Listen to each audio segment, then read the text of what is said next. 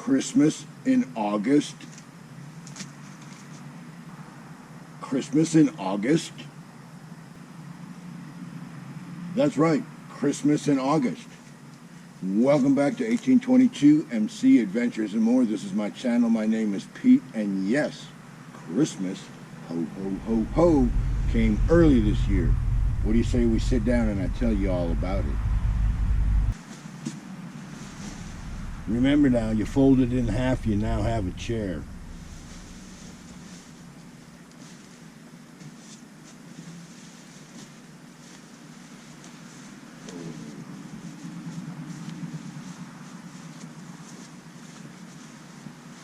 And the older you are, the more you want to ease on into that chair. Now, back to the show. Christmas in August. That's right. So for those of you that follow the channel, you know that I went up into the Highlands back in August. And I stayed at the Highlands Motorcycle Campground. And it was awesome. It was a great time. More on that later.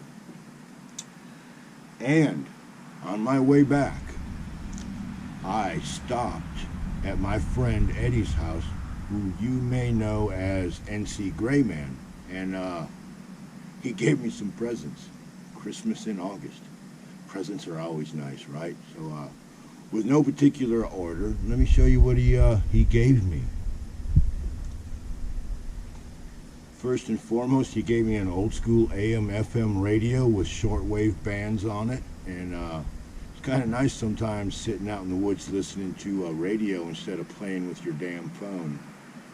And I do believe because of the style of this, I will upgrade it a little bit because I think it needs a NOAA station. If I had a weather station on this, it would be perfect. But it's got shortwave bands on it, so you can tune into like really weird stuff. So far, all I've got on the shortwave bands, not that I mean to digress from the video, but I've gotten like some religious services and religious people talking and some like talk radio type of news broadcasts, and they all had accents. Where they came from, I really couldn't tell you. But anyways, let's go on to Christmas in August. All right, first off, I got this here Radio Man's bag. Now I put the shoulder strap on there, but this is like a Army issue Radio Man's bag. And I probably will be using this as a utility bag. Like I could keep my camp stove in there, my cast iron cookware, that kind of stuff. Stuff that I don't really want to just throw into a sack or throw into the pack or even put it in my saddlebag without something to kind of protect it and whatever I'm putting it in. So this nice Radio Man's bag, and like I said, it's Army issue. It's adjustable, you know, you can hook it up to something. I hooked it up to a strap so I can carry it. It also would probably make a nice day bag. But, you know, it's got your standard issue, I look stupid, fucking digital camo that most guys don't like, including me. But it is camo. I don't know how this got approved for military use, but anyways, before I wander off too far, I mean, it's an awesome bag. I'm just knocking on the digital stuff because when I was a Marine, we had the North American woodland camo. We walked around looking like frickin' deer hunters. But with that being said, when I went to boot camp, I was issued 2 pair of green Sateens. We were the last series in the Marine Corps to be issued that stuff. And if I had done my 20, at the end of my career, I was still authorized to wear not only green Sateens because they were issued to me in boot camp, also, if I could have ever found them after I wore out the ones I was given, the lime green jungle fatigues, authorized to wear them through your whole career if you're issued them in boot camp. And they phased out the lime green jungle fatigues and came out with the, like I said, the North American deer hunter pattern. The Army came out with this weirdo digital stuff that makes you look fat. Anyways, back to Christmas in August. So I got the Radio Man's bag for odds and ends. And I got this mesh bag, which would be nice for putting, like, you know, wet stuff in. I can put wet crap in that bag, tie it to the bike, and off I go. It'll be dry by the time I get to where I'm going, right? In theory. All right.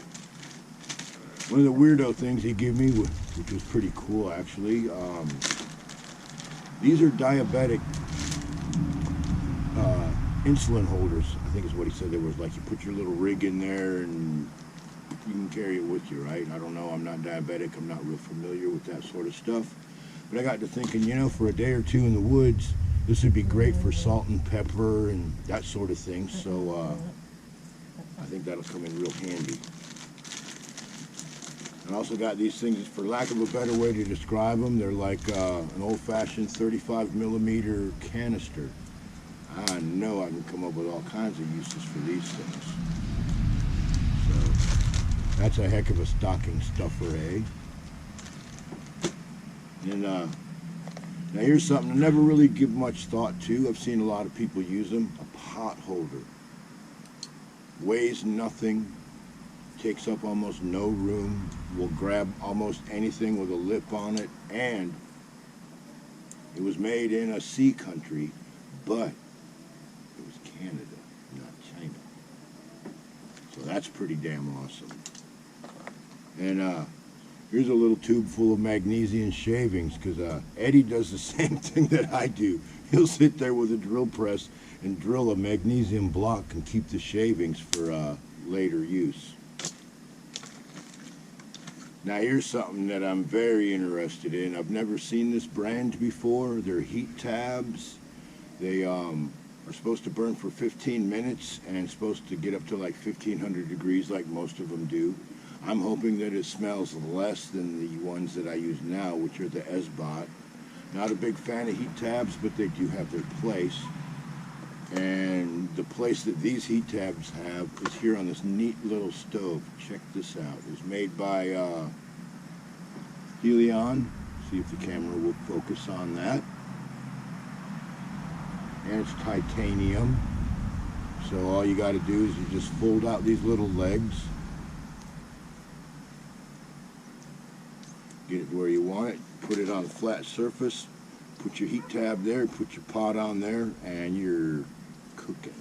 So that's a pretty neat little thing. I can definitely see me using that, no matter what brand heat tabs I use. Give me this little neato in a pinch emergency fire starter striker ferro rod thing. These things work pretty good for what they are. I mean, I prefer a nice big one, but if you're making a little survival kit, this is the perfect size. It doesn't take up any space. Alright, and speaking of survival kits, here's a little compass. I have checked it with other compasses. It does work. Would I want to navigate across country with this? No, but would it get me out of the woods, point me in the right direction? Absolutely. Now here's a little neato thing. Should come in handy when it gets a little bit colder. It's a candle. 3 little wicks in a short little candle. I guess if I lit this off in a tent, it would warm me up. If I had a little lean-to shelter, I could light it up under the shelter, and I'm sure it would take the chill off. All right. Now this box was empty when I got it, and I'm starting to decide what I want to put in here. It's a little Plano box, you know, they're dime a dozen boxes, but a friend of mine gave me this one, so how cool is that, right? So I'm thinking it'd be a nice little survival fishing kit. Put the basics in there, and that way I have a basic fishing kit with me. So that's pretty awesome. All right, now this is super awesome. This is one of those little doodad conversion valve things, so I can put this on a little camp stove canister when it's empty. And I can take one of those butane bottles like you can get at almost any grocery store or most any other store. You know the ones I'm talking about. They're about that tall, look like a can of spray paint or whatever. So you plug that into the one, plug it into the other, psh, fill your cans back up. This is an awesome thing. I'll be putting this to some serious use. And everybody should be constipated once in a while. We'll cut that out. That was unnecessary.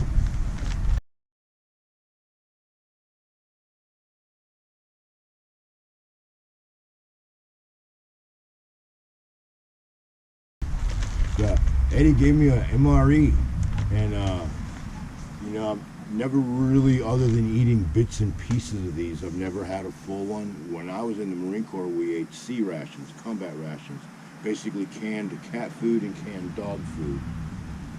That's for a whole nother video. If they allowed you to warm it up, the stuff was actually pretty good, but when you had to eat it cold out of the can, it not only smelled like either dog food or cat food, it just about tasted like it too. And then, of course, to add insult to injury, to keep you mad so you would be willing to fight anybody, freeze-dried Sanka coffee that tasted like salty dog nuts. Oh, that stuff was awful. Anyways, so this here, yeah, I had a choice of several MREs, and I went with this one because I like ravioli. So the best way to compare an MRE beef ravioli would be with someone that likes Chef Boyardee ravioli, correct? So one of these nights I'm going to be doing a stealth camp, and this will be dinner. Dinner will be on my friend Eddie. Thank you, Eddie, and I'll tell you all about it. Win, lose, or draw. If I like it, I'll tell you that. If I don't like it, I'll tell you that. You know, I know a lot of people put a lot of faith in these things, but and they do have their place. But for the most part, be honest, I just assume open up a can of chicken or a packet of tuna fish or something like that, and some noodles or a North side, something like that. I mean, I'm not out there. I don't need, you know, 4,500 to 6,000 calories per day because I'm not on a combat mission. I'm out there loafing in the woods. But I can't wait to taste test this thing. I already looked it up on the internet. I got a general idea of what is going to be inside this. So I believe I can eat it all, everything that's in there, no matter what actual version this is. So appreciate that, Eddie. I do. Dinner's on you. That's cool. So yeah, guys. Christmas in August. How about that? Special thanks to my friend Eddie, North Carolina Grayman. You would know him if you look it up on YouTube. It would be NC Grayman. And on his channel, he does a lot of things. He recently did a hike on the Appalachian Trail. He likes to set up all different kinds of tarp shelters. He's really slick with radios and electronics, all kinds of weird stuff. And I'll put it about right here, NC Grayman. Thank you, Eddie. Really appreciate that. If you guys are still with me, here's some bonus footage of my hurricane oven and stove. I had it fired up the other night, and it was nice. So appreciate you watching. I'll see you on the next one.